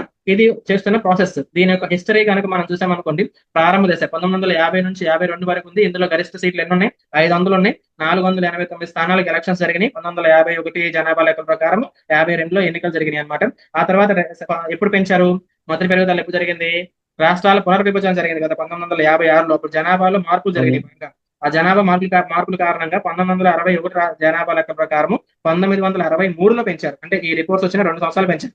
వెంటనే పెంచడానికి అవదండి. మనకు కూడా 26లో 27లో మనకి రిపోర్ట్ వచ్చింది అనుకోండి, జనాభా లెక్కల రిపోర్టు 28లో 29 పెంచడానికి అవ్వదు, 29 ఎండింగ్ అయిపోద్ది పెంచడానికి. అవునా? సో కాబట్టి ఎంతవరకు పెంచారు? 522కి పెంచడం జరిగింది. మీరు ఇలా గనక ఒక సీక్వెన్స్ లో గనక ఒక ఎస్ఐని రాయగలిగితేనండి మీ గ్రూప్ 1లో ఎక్కువ మార్కులు తెచ్చుకునే అవకాశం ఉంటుంది. తర్వాత నెక్స్ట్ 31వ రాజ్యాంగ సవరణ గురించి ఒకసారి చూద్దామండి. ఇప్పుడు ఇది 1973లో పెంచారు కదండి. 1973లో 71 రాజ్యాంగ సవరణ ప్రకారం ఎంత చేశారు? ఇదే ఎందుకు రాజ్యాంగ సవరణ ఇంక్లూడ్ చేశానంటే, ప్రస్తుతం ఉన్న సీట్ల సంఖ్య అనేది ఏ రాజ్యాంగ సవరణ ద్వారా ఏర్పడింది? 31వ రాజ్యాంగ సవరణ ద్వారా 545 సంఖ్యకు పెంచారనమాట 1971 జనాభా లెక్కలను బట్టి. ఆ తర్వాత చూడండి, ఇది ఇంపార్టెంట్ మనకి. 42 ఇందాక ఇది 31వ రాజ్యాంగ సవరణ చెప్పడం మర్చిపోయాను, నేను నెంబర్ చెప్పడం మర్చిపోయాను. అందుకే ఇప్పుడు ఒకసారి దాని గురించి జాగ్రత్తగా చూసుకోండి. 42వ రాజ్యాంగ సవరణ ఏం చేసిందండి? 1976లో ఈ జనాభా నియంత్రణ పాటించే రాష్ట్రాల సీట్లను కోల్పోకూడదనే ఉద్దేశంతో 2001 వరకు సీట్ల సంఖ్యను 543 అంటే 25 సంవత్సరాల పాటు ఫ్రీజ్ ని విధించారు. 1971 జనాభా లెక్కలనే ప్రాతిపదిక తీసుకుని సీట్లను అలాగే ఉంచాలి, పెంచకూడదు అని చెప్పేసి నిర్ణయం తీసుకోవడం జరిగింది. అది ఎప్పటికి ముగిసిపోయింది? మళ్ళీ 2001కి అది ముగిసిపోయింది. సో ఇప్పుడు మళ్ళీ 42కి దాదాపు రెట్టింపు అనమాట. 84వ రాజ్యాంగ సవరణ ద్వారా ఏం చేశారు? ఈ ఫ్రీజ్ ను మరో 25 ఏళ్ల పాటు అంటే 2026 వరకు పొడిగించారు. ఇది 50 ఏళ్లుగా మన దేశ జనాభా పెరిగినా కానీ లోక్సభ సీట్లు మాత్రం పెరగలేదు. దానికి కారణం ఇదనమాట. ఒకసారి 25 సంవత్సరాలు, ఇంకోసారి 20 సంవత్సరాలు, మొత్తం 50 సంవత్సరాలు ఈ లోక్సభ సీట్లు పెంచకుండా అలాగే ఉంచేశారు అనమాట. కానీ సరిహద్దులను మార్చుకోవచ్చు అని చెప్పేసి ఇందులో ఉంది, మనకి డీలిమిటేషన్ చేసుకోవచ్చు అని చెప్పేసి.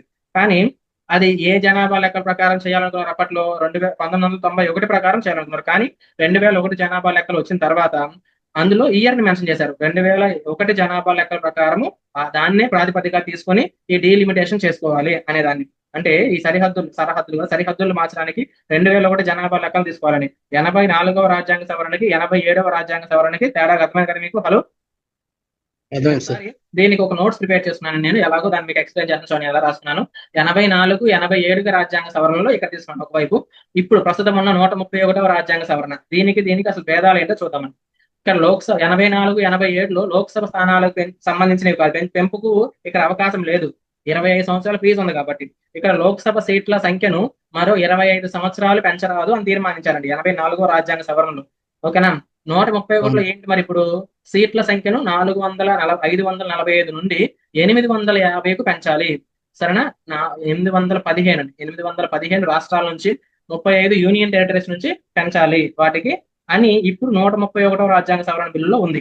అలాగే చూడండి 84 ఇక్కడ ఫీజు పెట్టారు. ఇప్పుడు జనాభా పెంచుకోవాలి, ఆ సీట్లు పెంచాలి తగ్గించాలన్నప్పుడు ఇక్కడ ఇప్పటి వరకు ఉమెన్ రిజర్వేషన్ ఎక్కడన్నా 52లో పెంచారండి కదా మనకి జనాభా లెక్కల ప్రకారం.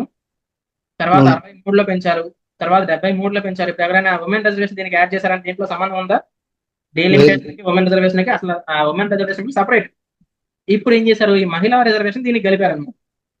అలాగే 2001 జనాభా లెక్కల ప్రకారం కేవలం డీలిమిటేషన్ కి మాత్రమే అవకాశం ఉంది, ఇక్కడ సీట్లు పెంచుకోవడానికి లేదు. ఇక్కడ 2011 జనాభా లెక్కల ప్రకారం జనగణన ప్రకారం సీట్లను పెంచడానికి ప్రతిపాదన చేశారు. ఆ తర్వాత జనాభా లెక్కల ప్రకారం వద్దు అసలు 50% పెంచుతాము ప్రతి రాష్ట్రంలో అని కూడా మెన్షన్ చేశారు ఒక క్లాస్. సరేనా? ఇది దీనికి ఉన్న మేజర్ డిఫరెన్సెస్. ఇలా విభజించి రాసినట్లయితే మీకు గ్రూప్ 1 రాసే వాళ్ళకి కొంచెం ఎక్కువ మార్కులు వచ్చే అవకాశం ఉంటుంది.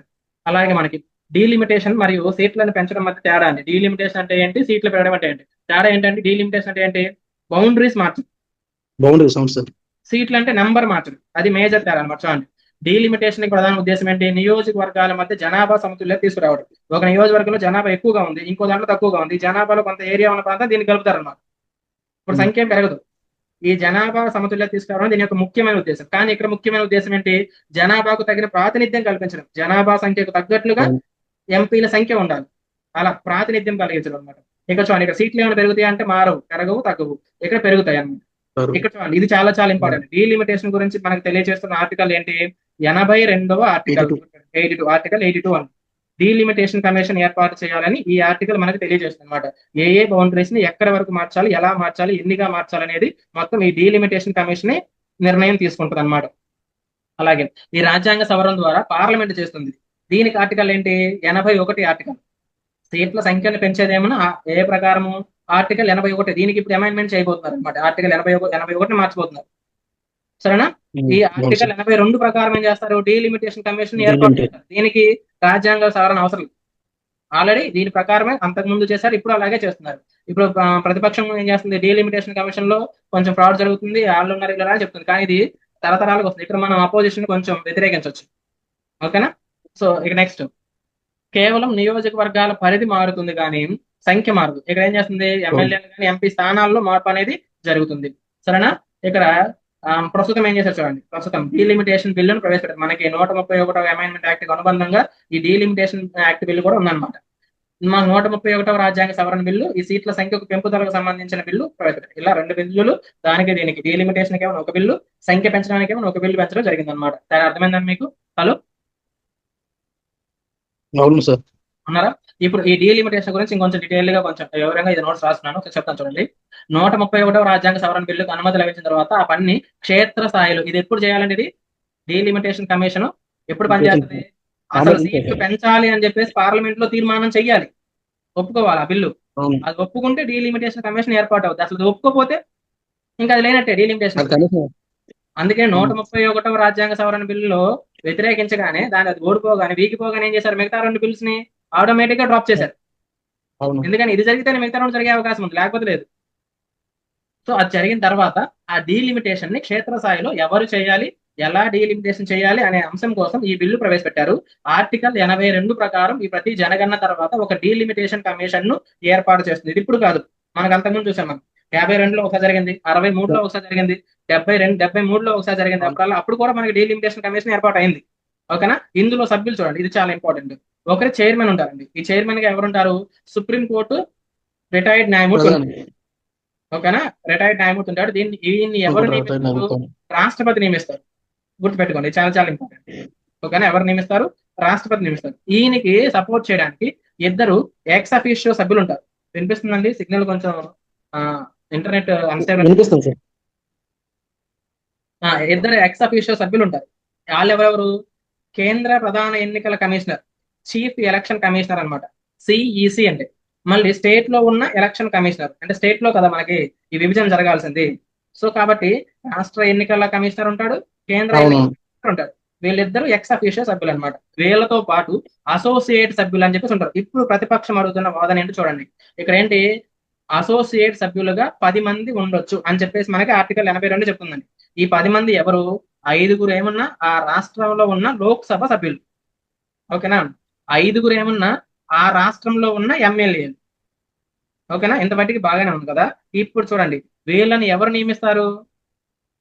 లోక్సభ సభ్యులను అయితేనో లోక్సభ స్పీకర్ నియమిస్తాడు. రాష్ట్రసభ సభ్యులు అయితేనేమన్నా స్పీకర్ ఉంటాడు, శాసనసభ స్పీకర్ ఉంటాడు కదా, ఆయన నియమిస్తాడు. వీళ్ళకి ఏంటంటే ఓటు హక్కు వేసే అవకాశం లేదు. అర్థమైందా? హలో, వాయిస్ రాలేదా? అంటే ఏంటో చెప్తాను చూడండి. ఇప్పుడు అపోజిషన్ వాళ్ళు ఏమంటున్నారు? వాళ్ళ వాదనలో కొంత నియమం వాళ్ళ న్యాయం చూడండి. ఏంటిది? ఏమంటున్నారంటే, ఇప్పుడు ఫర్ ఎగ్జాంపుల్ ఒక బాపట్ల అనే ఒక నియోజకవర్గం ఉందండి. ఈ చైర్మన్ ఏం చేశాడు? వినిపించట్లేదా శేఖరు? హలో హలో, ఎవరైనా ఉన్నారండి? వినిపిస్తుంది సార్, చెప్పండి. వినిపిస్తుందా? వినిపిస్తుంది సార్, వినిపిస్తుంది, చెప్పండి. ఇప్పుడు ఒక నియోజకవర్గం ఉందండి, గుంటూరు, లేదా గుంటూరు అనే పార్లమెంటరీ స్థానం ఉందనుకోండి. ఈ గుంటూరు పార్లమెంటరీ స్థానాన్ని రెండుగా విభజించాలి. సార్ వినిపిస్తుంది, చెప్పండి సార్. రెండుగా విభజించాలి అని చైర్మన్ నిర్ణయం తీసుకున్నాడు అనుకోండి. డీలిమిటేషన్ కమిషన్ చైర్మన్ నిర్ణయం తీసుకున్నాడు అనుకోండి. ఓకేనా?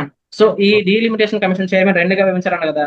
ఆ రాష్ట్రంలో ఉన్న ఈ ఎంపీలు, అంటే లోక్సభలో ఉన్న ఈ మనకి అసోసియేట్ సభ్యులు ఉన్నారు కదా, ఆ రాష్ట్రానికి చెందిన వాళ్ళు కాదండి, ఈ నియోజకవర్గాన్ని మాకు 3 చేయండి అని వాళ్ళు సలహా ఇవ్వగలరు. అంతే. ఏం చేయగలరు? సలహా ఇవ్వగలరు. కానీ ఎక్స్ అఫీషియో సభ్యులు కానీ, లేకపోతే మనకి చైర్మన్ కానీ, వీళ్ళకి ఓటింగ్ హక్కు ఉంటది. ఫర్ ఎగ్జాంపుల్ చైర్మన్ ఏమన్నాడు? ఈ నియోజకవర్గాన్ని 2గా చేయాలా, 3గా చేయాలా? 2గా చేయాలనుకున్న వాళ్ళు ఇటు ఓటేయండి, 3 చేయాలని ఇటు ఓటేయండి అంటే, ఇప్పుడు చైర్మన్ 2 చేయాలనుకున్నాడు, ఆడి ఓటు ఇటేస్తాడు. ఎక్స్ అఫీషియో సభ్యులు 3 చేయాలనుకున్నాడు అనుకోండి, వాళ్ళ ఓట్లు ఇటేస్తారు. కాబట్టి ఏమవుతుంది? ఆ పార్లమెంట్ 3 పార్లమెంటరీ స్థానాలుగా అవుతుంది. ఇప్పుడు ఈ 10 మంది ఉన్నారు కదా, ఆ రాష్ట్రానికి చెందిన వాళ్ళు. ఓకేనా? వాళ్ళకి ఎటువంటి ఓటు హక్కు లేదనమాట. ఒకవేళ వాళ్ళు గనక 2 చేయాలని తీర్మానించారనుకోండి, ఎన్నికల కమిషనర్లు అలాగే చైర్మన్ ఇద్దరు.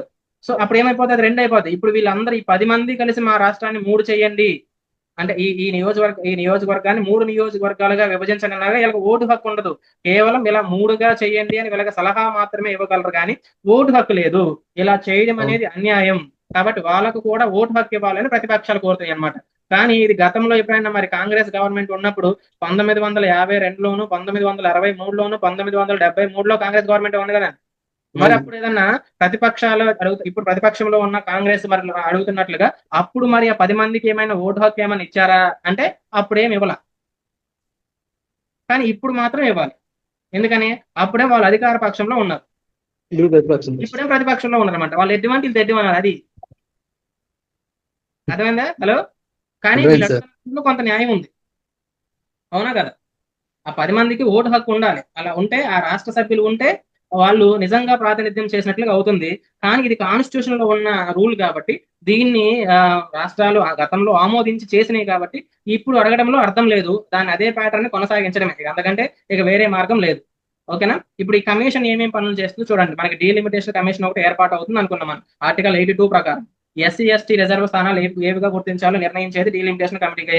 అలాగే పెరిగిన సీట్లను రాష్ట్రాల వారీగా ఎన్ని పంపిణీ చేయాలి, ఏ రాష్ట్రానికి ఎన్ని రావాలని చెప్పేది డీలిమిటేషన్ కమిషనే. కొత్త నియోజకవర్గాల సరిహద్దులు నిర్ణయించేది కూడా డీలిమిటేషన్ కమిషనే. మహిళలకు ఏ స్థానం రిజర్వ్ చేయాలో చెప్పేది కూడా డీలిమిటేషన్ కమిషనే.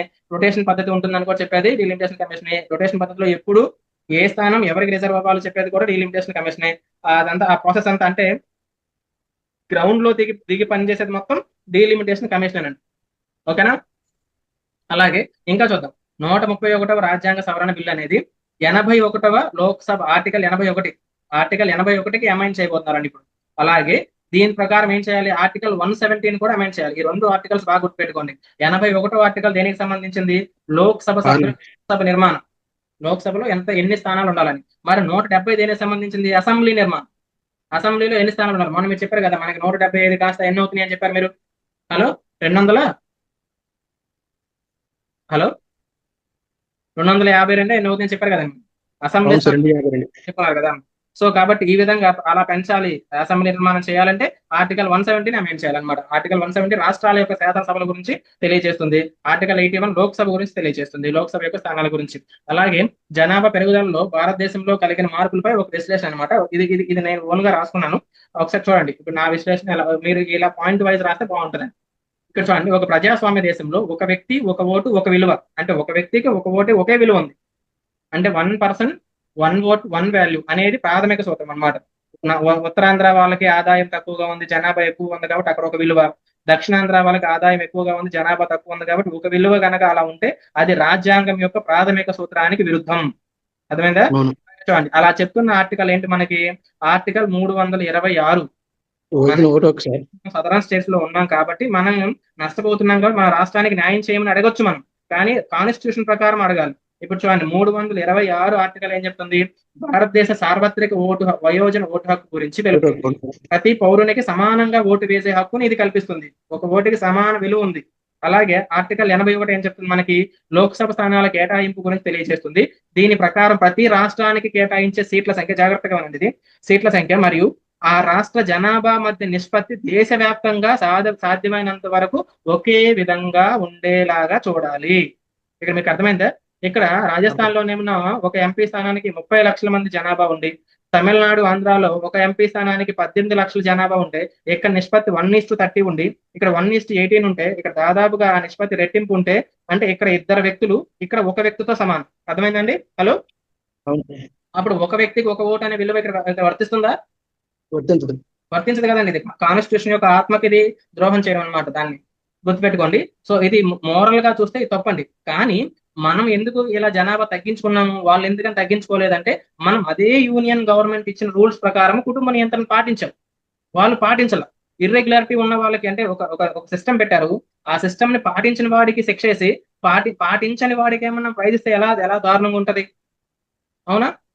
సో మనం పాటించినందుకు శిక్ష పడి పాటించిన వాడికి బహుమానం లభించినట్లుగా చేయకూడదు. కాబట్టి ఇప్పుడు సదరన్ స్టేట్స్ అవుతున్న దాంట్లో న్యాయం ఉంది అని మనం భావించాల్సి ఉంటది. ఓకేనా? అలాగే చూడండి, దీని ప్రకారము ఎక్కువ జనాభా ఉన్న ప్రాంతాల్లో, రాష్ట్రాల్లో ఎక్కువ సీట్లు ఉండడం రాజ్యాంగబద్ధంగా ఉన్న న్యాయమే. దీనికి వ్యతిరేకంగా చేస్తే కోర్టులు ఆ రాజ్యాంగ సవరణ బిల్లును కొట్టివేయవచ్చు. ఉత్తరాది రాష్ట్రాలు కనుక సుప్రీంకోర్టుకి వెళ్ళి మాకు అన్యాయం జరిగిందంటే ఆ కొట్టేస్తారు దాన్ని. అలాగే ఇప్పుడు దక్షిణాది రాష్ట్రాల యొక్క వాదన చూద్దాం. మీరు యాజ్ ఏ యాస్పిరెంట్ గా 2 వాదనల్ని చొప్పించాలి, గుర్తుపెట్టుకోండి మీ కంక్లూజన్ రాసేటప్పుడు. ఓకేనా? అలాగే కేంద్ర ప్రభుత్వం ఆదేశాలు అమలు చేశారు మనం సదరన్ స్టేట్స్. 1970లో కేంద్ర ప్రభుత్వం కుటుంబ నియంత్రణ పాటించాలని అన్ని రాష్ట్రాలను కోరింది. దక్షిణాది రాష్ట్రాలు దీన్ని ఒక జాతీయ బాధ్యతగా స్వీకరించాయి. ఉత్తరాది రాష్ట్రాలు సరిగా అమలు చేయలేదు, పై విధానాన్ని సరిగా అమలు చేయలేదు. ఇప్పుడు దీనివల్ల ఏమవుతుంది, నియమాలను పాటించిన వారికి శిక్ష వేసి, అంటే దక్షిణాది రాష్ట్రాలకి పాటించిన వారికి బహుమానం అన్నట్లుగా ఈ పై విధానం ఉంటుంది. ఇలా చేస్తే అంటే జనాభా పెరిగింది కాబట్టి వాళ్ళకి ఎంపీ స్థానాలను పెంచి, జనాభా తగ్గింది కాబట్టి మనకి ఎంపీ స్థానాలను తగ్గించడం అనేది నియమాలు పాటించిన వారికి శిక్ష, పాటించిన వారికి ఏమన్నా బహుమానం అన్నట్లుగా ఉంటుంది అనేది కంక్లూజన్ అనమాట. ఇప్పుడు ఆ సిస్టమ్ ఇక్కడ నేను మీకు చెప్పాను కదా, ఆ రూల్, ఆ పర్సంటేజ్ అన్ని ఇక్కడ టేబుల్ రూపంలో ఇచ్చాను, తర్వాత మీరు చూసుకోండి దాన్ని. అలా ఇక్కడ చూద్దాం దీని గురించి. జనాభా పెరుగుదల ప్రకారం సీట్లను పెంచితే 25 ఏళ్ల క్రితం 50 ఏళ్ల క్రితం ఏ సమస్య ఉందో మరో 25 ఏళ్ళు 50 ఏళ్ళ తర్వాత కూడా అదే సమస్య ఉంటుంది. ఉత్తరాది రాష్ట్రాల్లో జనాభా పెరుగుదల ఎక్కువగానే ఉంటుంది, దక్షిణాది రాష్ట్రాల్లో జనాభా పెరుగుదల తక్కువగానే ఉంటుంది. కానీ ఇప్పుడు మనం కోల్పోయిన ఒక సువర్ణ అవకాశం ఏంటి చెప్తా చూడండి. అన్ని రాష్ట్రాల్లో 50% పెంపుదల అనేది దక్షిణాది రాష్ట్రాలకు వచ్చిన ఒక సువర్ణ అవకాశం, అది చేజారిపోయింది. ఓకేనా? ప్రస్తుతం 131వ రాజ్యాంగ సవరణ బిల్లు వీగిపోయింది కనుక డీలిమిటేషన్ మరియు యూటీలలో సవరణ బిల్లులు కూడా ప్రభుత్వం ఏం చేసింది, ఉపసంహరించుకోండి. రాజ్యాంగ సవరణకు 2/3 మెజార్టీ కావాలండి. హాజరైన సభ్యుల్లో 2/3 ఉండాలి. ఆ సంఖ్య సగం సభ్యుల సంఖ్య కంటే ఎక్కువగా ఉండాలి, గుర్తుపెట్టుకోండి. 2/3 ఉండాలి కదా అని చెప్పేసి 545 మందిలో అందరిని ఆబ్సెంట్ అవ్వని కేవలం 100 మంది రండి. ఆ 100 మందిలో 2/3 కాబట్టి 66 మంది ఒప్పుకుంటే సరిపోద్దంటే అది చల్లదు.